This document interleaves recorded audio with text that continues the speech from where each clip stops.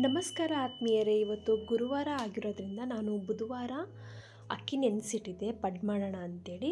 ಮತ್ತು ಅಕ್ಕಿ ಬಂದ್ಬಿಟ್ಟು ನಾನು 4 ಮೆಂಬರ್ಸಿಗೆ ಮಾಡ್ತಾಯಿದ್ದೀನಿ. ಆ್ಯಕ್ಚುಲಿ ನಾನು ಒಂದು ಅರ್ಧ ಪಾವು ಅಕ್ಕಿಗೆ ಒಂದು 4 ಇಡೀ ನಾನು ಉದ್ದ ಹಾಕಿದ್ದೀನಿ. ಮತ್ತು 4ರಿಂದ 5 ಕಾಳು ಮೆಂತ್ಯ ಹಾಕ್ತಿದ್ದೀನಿ. ಮೆಂತ್ಯ ಏನಕ್ಕೆ ಅಪ್ಪ ಹಾಕ್ತಾರೆ ಅಂಥೇಳಿ, ಸ್ವಲ್ಪ ಬ್ರೌನಿಷ್ ಆಗಿ ಸ್ವಲ್ಪ ಕ್ರಿಪ್ಸಿಯಾಗಿ ಬರಲಿ ಅಂತೇಳಿ ನಾನು ಅದನ್ನು ಯೂಸ್ ಮಾಡಿದ್ದೀನಿ. ಮತ್ತು ಅದಾದಮೇಲೆ ನಾನು ಆ್ಯಕ್ಚುಲಿ ಬುಧವಾರ ಮಾರ್ನಿಂಗ್ ಅಕ್ಕಿ ನೆನೆಸಿ ಈವ್ನಿಂಗು ನೀಟಾಗಿ ರುಬ್ಬಿ ಗಾಳಿ ಆಡ್ತಿರೋ ಥರ ನೀಟಾಗಿ ಸ್ವಲ್ಪ ಉಪ್ಪು ಹಾಕ್ಬಿಟ್ಟು ನೀಟಾಗಿ ಕೈ ಆಡಿಬಿಟ್ಟು ಅದಾದಮೇಲೆ ಸೌಟ್ ಆಡಿಬಿಟ್ಟು ನೀಟಾಗಿ ಗಾಳಿ ಆಡ್ತಿರೋ ರೀತಿ ಕ್ಲೋಸ್ ಮಾಡಿ ಇಡಬೇಕಾಗತ್ತೆ.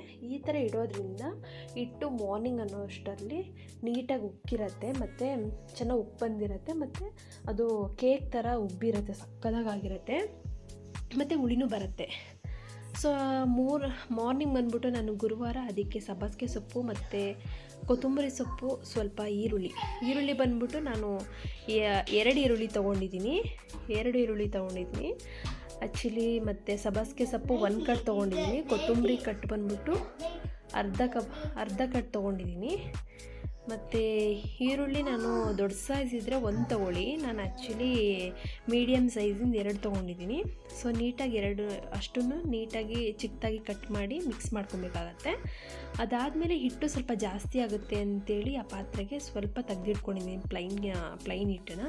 ಏಕೆಂದರೆ ನನ್ನ ಮಗನಿಗೆ ದೋಸೆ ಅಂದರೆ ತುಂಬ ಇಷ್ಟ. ಈವ್ನಿಂಗ್ ದೋಸೆ ಹಾಕ್ಕೊಡೋಣ ಅಂತೇಳಿ ನೋಡ್ತಾ ಇರ್ಬೋದು. ಫೈನಲಿ ನಾನು ಹಂಚು ಸ್ವಲ್ಪ ಕಾದ್ಮೇಲೆ ಎಣ್ಣೆ ಹಾಕ್ಬಿಟ್ಟು ನೀಟಾಗಿ ಹಿಟ್ಟು ಹಾಕ್ಕೋಬೇಕಾಗತ್ತೆ. ಹಿಟ್ಟು ಸ್ವಲ್ಪನೇ ಹಾಕ್ಕೊಳ್ಳಿ, ಫುಲ್ ಅದು ಕಂಟದ ಮೇಲೆ ಬಂದುಬಿಟ್ಟು ಅದಾದಮೇಲೆ ಅದು ನೀಟಾಗಿ ಏನು ಹೇಳುತ್ತೆ ಉಬ್ಬುತ್ತಲ್ವ, ಉಬ್ಬಿದಾಗ ನಿಮಗೆ ತಿರ್ವಾಕ್ಲಿಕ್ಕೂ ಕಷ್ಟ ಆಗುತ್ತೆ.